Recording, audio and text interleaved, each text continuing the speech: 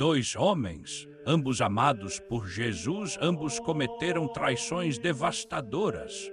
Um se tornou o pilar da igreja, o outro, um símbolo de desespero. O que diferenciou Pedro de Judas não foi a gravidade do pecado, mas uma única escolha feita após a queda. Entender essa escolha pode transformar a maneira como você lida com suas próprias falhas, especialmente nos momentos de tristeza, ansiedade ou quando sente que decepcionou sua própria fé. A resposta para esse mistério está na direção do olhar de cada um, e isso nos revela dois caminhos fundamentalmente diferentes. O primeiro é o remorso de Judas, que é focado no eu. Eu falhei, eu sou um fracasso, eu sou imperdoável. É um olhar para dentro que leva a um beco sem saída de desespero. O segundo é o arrependimento de Pedro, que é focado em Cristo. Ele me olhou, ele me perdoa, ele pode me restaurar. É um olhar para cima que abre um horizonte de esperança. Para compreender plenamente esta lição transformadora, precisamos voltar àquela noite terrível no palácio de Caifás. Jesus estava sendo julgado, condenado por aqueles que deveriam reconhecê-lo. Do lado de dentro, o sumo sacerdote rejeitava o Cristo. Do lado de fora, aquele que se tornaria o primeiro líder da igreja negava conhecer seu mestre.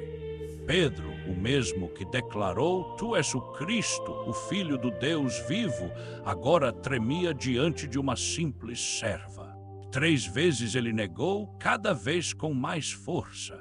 E quando o galo cantou, conforme a profecia de Jesus, algo extraordinário aconteceu. O Senhor, voltando-se, olhou para Pedro. Nesse momento, Pedro teve uma escolha: continuar olhando para si mesmo, para sua vergonha, ou corresponder àquele olhar. Judas, por sua vez, havia consumado sua traição com um beijo. 30 moedas de prata pelo homem que multiplicou pães e ressuscitou mortos. Mas note a delicadeza de Jesus: "Amigo, a que vieste?" Mesmo sendo traído, Jesus oferece uma ponte. Ambos os homens receberam o mesmo amor, a mesma paciência, a mesma oportunidade de conversão até o último momento.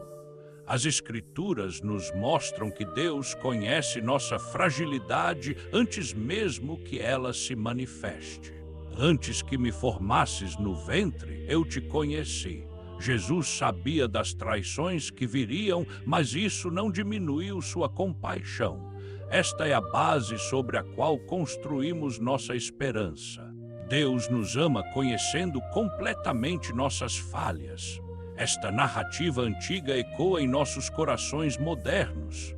Quantos de nós não se identificam com Pedro, prometendo fidelidade em momentos de fervor, apenas para descobrir nossa fragilidade quando a pressão aumenta, quando a depressão bate à porta ou a ansiedade nos paralisa? Ou talvez você se reconheça em Judas, alguém próximo de Jesus que conheceu seu amor, mas se deixou seduzir por outras prioridades. Não as 30 moedas, mas talvez o sucesso, o reconhecimento ou o desespero que nos faz buscar soluções fora de Deus. A questão não é se vamos falhar, mas qual caminho escolheremos depois. Vamos olhar para dentro ou para cima? Quando Judas sentiu o peso do seu ato, ele olhou para dentro. Ele viu apenas a sua própria miséria.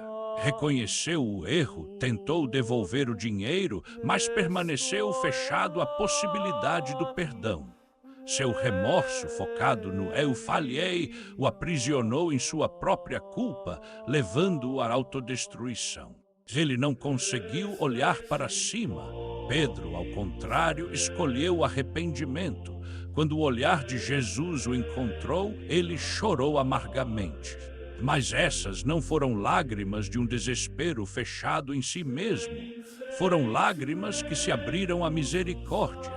Pedro olhou para cima, para o Cristo que o perdoava, e essa escolha o colocou no caminho da restauração. Praticamente, isso significa que, quando falhamos, nossa primeira reação não deve ser a autocondenação, mas sim buscar o rosto de Jesus. A pergunta que devemos nos fazer é: neste momento de falha, estou olhando para dentro ou para cima? Como uma criança que quebra algo valioso e corre para os braços da mãe, confiando em seu perdão, devemos correr para os braços de nosso Pai. A diferença está em confiar que o amor de Deus é maior que nossos pecados e não menor. Preciso ser honesto com vocês, eu mesmo já vivi ambas as experiências. Houve momentos em que, como Pedro, prometi fidelidade apenas para descobrir minha própria covardia. Lembro de períodos em que a depressão me fazia questionar tudo e me sentia negando Jesus a cada dúvida.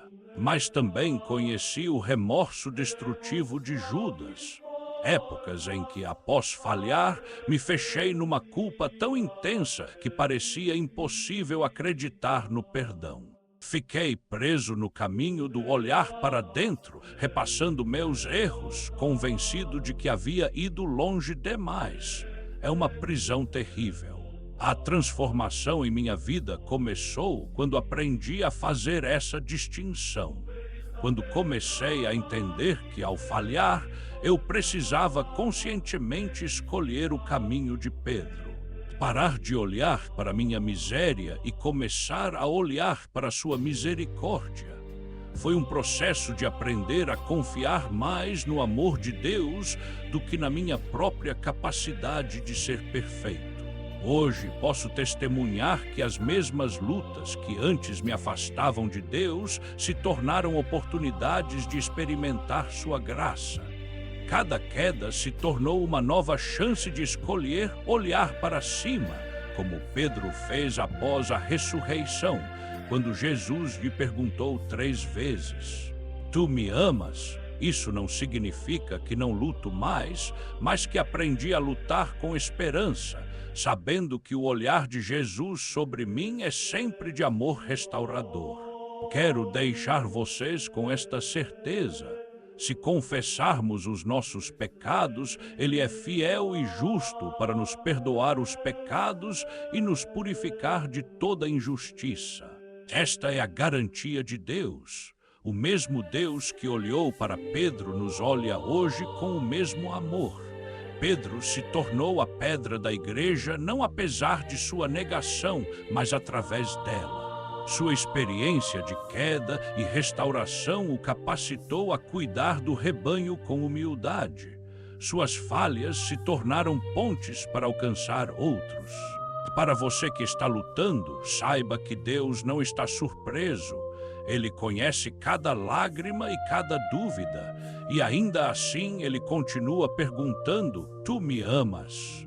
Não com acusação, mas com um convite à restauração. O sangue de Jesus foi derramado para pessoas como Pedro, como Judas, como eu e como você. A diferença está em nossa disposição de receber este amor. Todos nós conhecemos alguém que está lutando com o peso da culpa, talvez em silêncio. Envie este vídeo para essa pessoa com uma simples mensagem: seu erro não é o seu destino. Escolha o caminho de Pedro. Que o Senhor nos conceda a todos a graça de Pedro, a humildade para reconhecer nossa falha sem desesperar e a fé para crer que o amor de Cristo é infinitamente maior. Que possamos sempre escolher olhar para cima, para Jesus, ao invés de apenas para dentro, para nossos erros. Graça e paz. Amém.